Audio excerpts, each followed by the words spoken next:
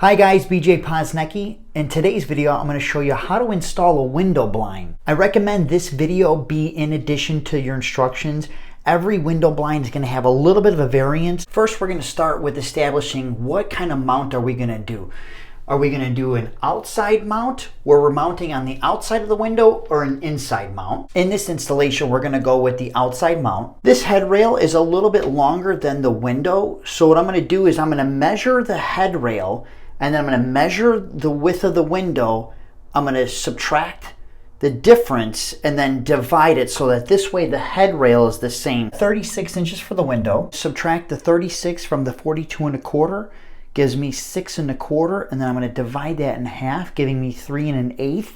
And I'm going to measure over on the head rail 3 1/8 on both sides, and that's where we're going to install our first bracket. Being that we have to subtract 3 inches from the end of the rail, it ends up being right here at the edge of this window because we had that 3 1/8. So to make it easy, we're just going to put these brackets right here. We have a valance that's going to hang down. So we're going to put the brackets about 1 inch down from the ceiling. With installing the brackets, we're going to put them up on the wall. If you have a torpedo level, get them level, and then take a marker or a pencil and mark where the holes are going to be. Took my torpedo level, I drew a line up from this grout line. I measured down 1 inch. Then this will give me the guide for where I'm going to put my bracket. Put your bracket in place with the top right underneath the top line, and then to the left of this line that we made coming up from the grout line, mark your pencil holes where we're going to drill our pilot holes. By coming down from the ceiling in a tight area like this, the valance, when we're standing from back across the room, we want to make sure that we have the same margin across the top of the valance in relation to the ceiling. We ended up running into a little bit of a snag on the left-hand side here. We've got a tile that's got a little bit of a lip right here, right where the bracket's supposed to go. So it's not going to sit flush. So I'm actually going to change direction and come off the inside of this tile right here on the inside of the window. I'm going to go back to the other side and make the adjustment and bring it in a little bit. As you can see, we're installing this window blind in a bathroom where we have ceramic tile installed. What you're going to need is a carbide or a diamond blade bit to drill through the tile. I would not go with a regular masonry bit because they burn up. If you need any special drill bits with your project, you're going to want to check to see what drywall or hollow wall anchors you need, if any, and get the right drill bit size for the anchors that you're going to use. If you have to use one of these specialty bits, it's very important to go with a regular drill, not a hammer drill. And when you start drilling, you're going to want to start slow, get a divot going, and then increase the speed as you gently push. Don't force these because you can bend them or you could even possibly chip the tile. It's a slow process, so just be patient with it. Oh my God, that took forever. What I want you guys to do, still get the carbide bit, okay, because it's got the point, and get the hole started.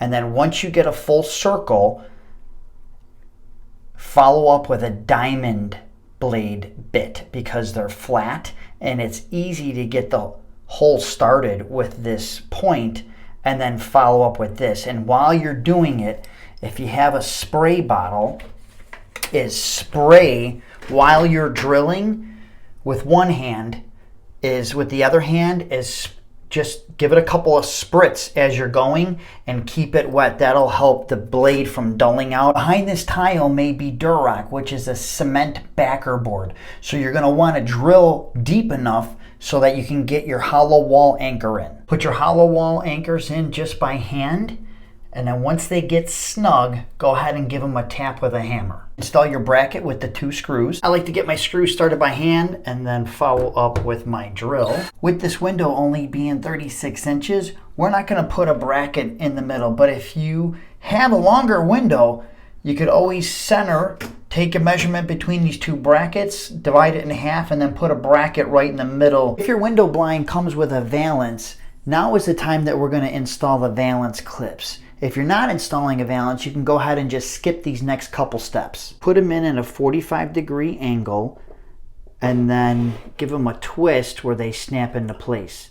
Main thing is we want to make sure that we're not putting it where it's going to interfere with the bracket. So we know our bracket is about 3 inches over. We have the clips at both ends. If you have a third clip, go ahead and measure the rail. It's 42 1/4.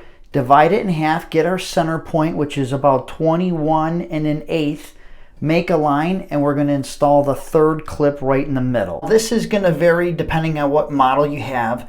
This one, the head rail goes into the front of the clip here, and then we are going to rotate back and up and snap it in. Before snapping the rail in, you may want to take a quick measurement on both sides and then position the head rail so that this way you've got an even overhang from the window to the edge on both sides.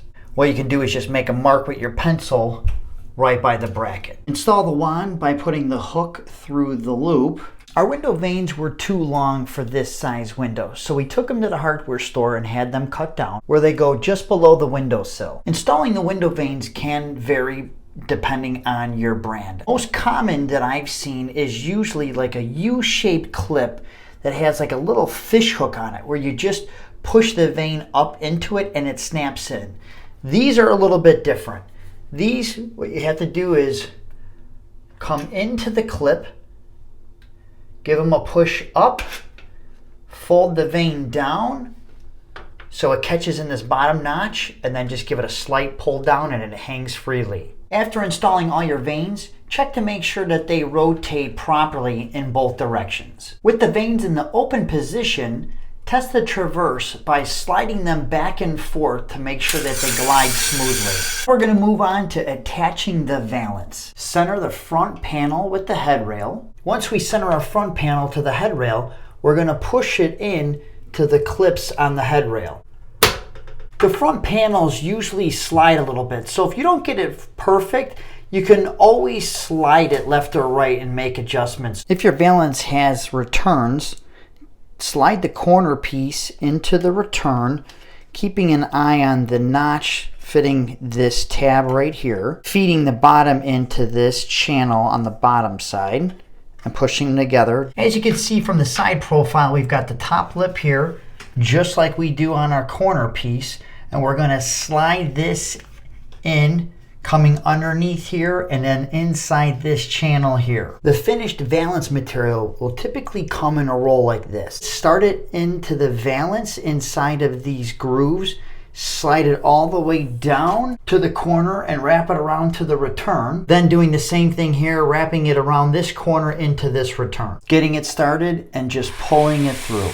At the corner, guiding it with your fingers, pushing in a little pressure just to get it started, pushing it all the way back. Slide all the excess material and let it just hang. Come back to the other side and do the same thing. Wrap the corner and push it back to the return where it's flush with the back. Come back to the other side with all the excess material, and you could do one of two things at this point.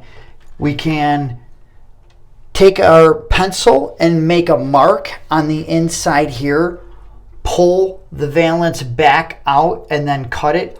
Or if you feel comfortable, you could always cut it in place where it's at, using the return as your guide. Usually the material is really easy to cut and you could do it with the scissors. If you notice that you still have a lot of room in between the vane and the finished wall, what you could do is loosen up that nut and slide the whole head rail back as long as you're not coming into contact with anything. This way you can get the return nice and tight to the wall. We're going to finish up by putting these clear covers at the bottom and top of the corners. Line up the tabs with the eyelets. Give them a good squeeze until they snap into place. That completes our window blind installation. I hope you guys found the video helpful. If you're watching this on YouTube, please like and subscribe.